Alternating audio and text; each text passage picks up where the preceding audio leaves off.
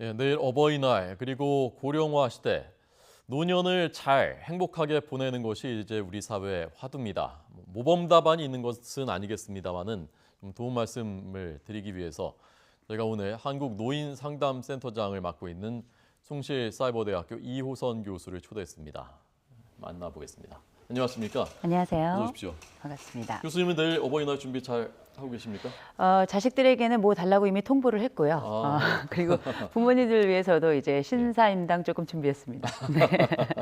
네. 뭐 달라고 통보하셨습니까? 저희가 이제 저희는 부모가 저희 아이들에게는 예. 저희 선물은 따로따로 이제 얘기를 했고요. 저는 눈 떠지는 마스카라 해달라고 부탁을 했고, 그리고 저희 남편은 케이크 먹고 싶다 그래가지고요. 장래에 유명하다는 케이크 집에서 아마 조각 케이크 한 2조각 사올 것 같습니다. 네. 다 장성했나 보죠, 자제분들이? 지금 고등학생하고 중학생 자녀가 있죠. 네네. 고등학생들한테 마스카라 좀 과도한 요구 아닙니까? 약간 과도해도 괜찮습니다. 어버이날이잖아요. 그렇군요. 네. 당당하게 하는 게 좋다. 그리고 뭐 사실 저는 이렇게 비싼 마스카라를 안 쓰기 때문에요. 예. 브랜드도 딱 정해줬더니 기꺼이 좋다고 하더라고요. 예. 네.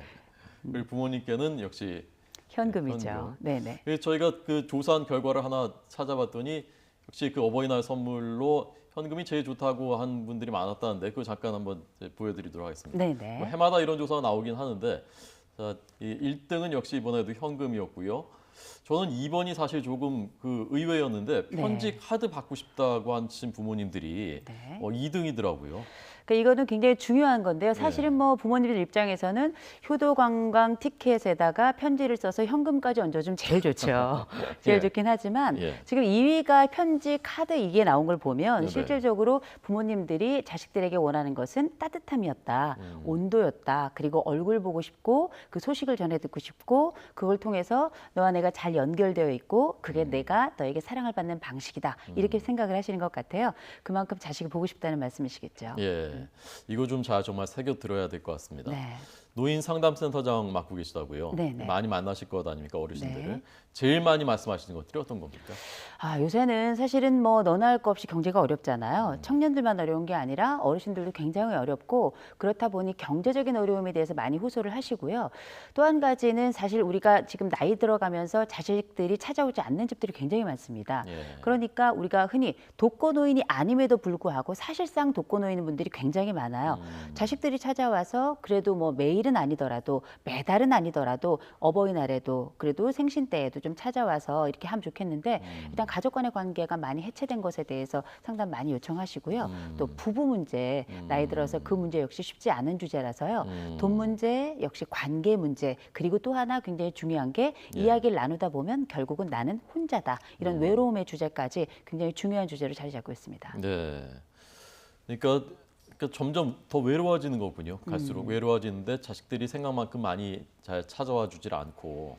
생각해 보면 우리가 노년기에 뭐가 있나 이제 손가락으로 꼽아 보면 예. 일단 뭐 남성분들 같은 경우도 그렇지만 일 떠나고 나면은 일 없어지잖아요. 그리고 나면 경제적으로도 위축되잖아요. 예. 그리고 친구들 당연히 줄어들고요. 조금 지나고 나면 이 친구들이 또 하나 둘 세상을 또 떠나기도 합니다.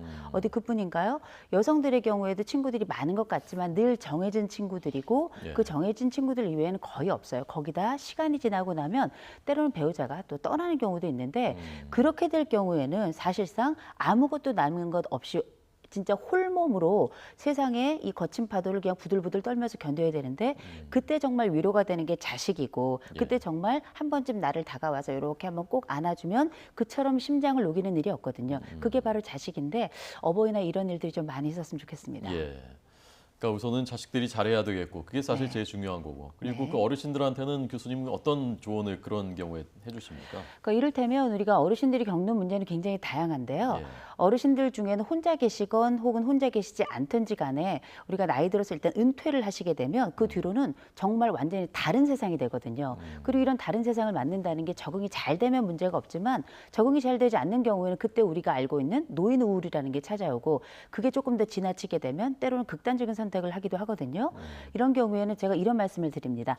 원데이 플랜, 곧 하루의 계획을 짜라. 그리고 이 하루의 계획이 충실하게 어느 정도 지켜진다면 일주일 계획을 짜라. 각자라. 왜냐하면 사회가 구조적으로 이 어르신들의 외로움을 많이 좀 덜어드리고 이런 외로움이 발생하지 않는 프레임을 이렇게 갖추는 것도 굉장히 중요한데 개인적인 준비도 상당히 굉장히 중요하거든요. 그래서 일주일 동안 누가 뭐라 그래도 내가 운동하는 계획 딱 잡고 그다음에 내가 공부할 계획 딱 잡고 누군가를 만날 계획을 딱 잡아가지고 그 일상들을 꽉 채워놔야 돼요. 그렇지 않으면 그 빈 공간에는 반드시 우울이 찾아오고 반드시 허무함이 또 찾아옵니다.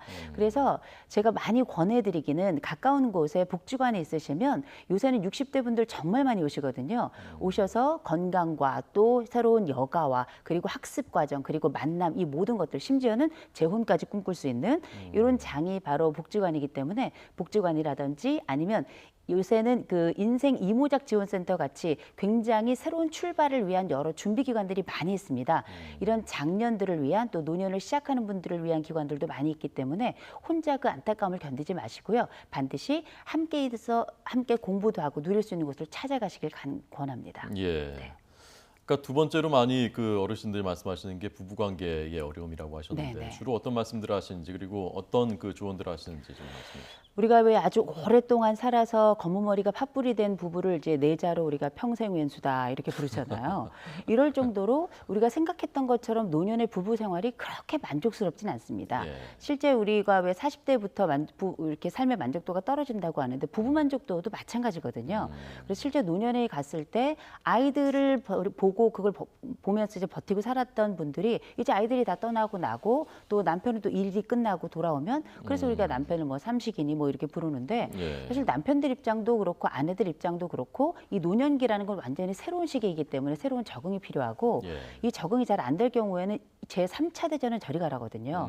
이 고통이라는 건 말로 할 수가 없는데 부부들의 경우에는 꼭 기억하실 것이 우리가 아이들을 바라보고 살고 일을 바라보고 살 때도 있었지만 지금은 새로운 세상이고 새로운 때이기 때문에 지금부터는 부부가 각자의 계획을 좀 가지시는데 제일 먼저는 서로 간에 좀 기여를 인정해 주셔야 돼요.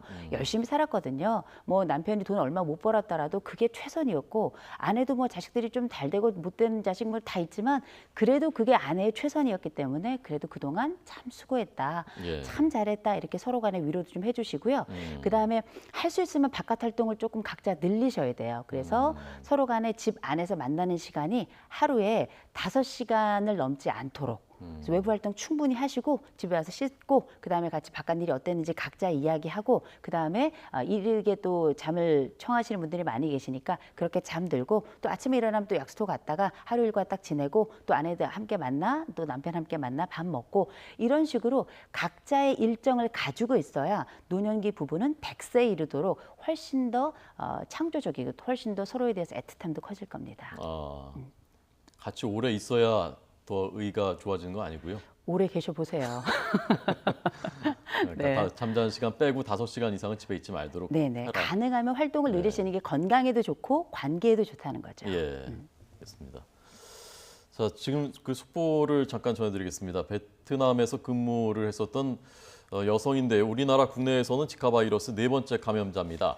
이 4명의 감염자들이 모두 그러니까 해외에서 감염돼서 들어온 것이고요. 그리고 지금까지 3명은 다 잘 치료가 됐습니다. 특별한 증상이 나타나지 않은 경우도 있었고요.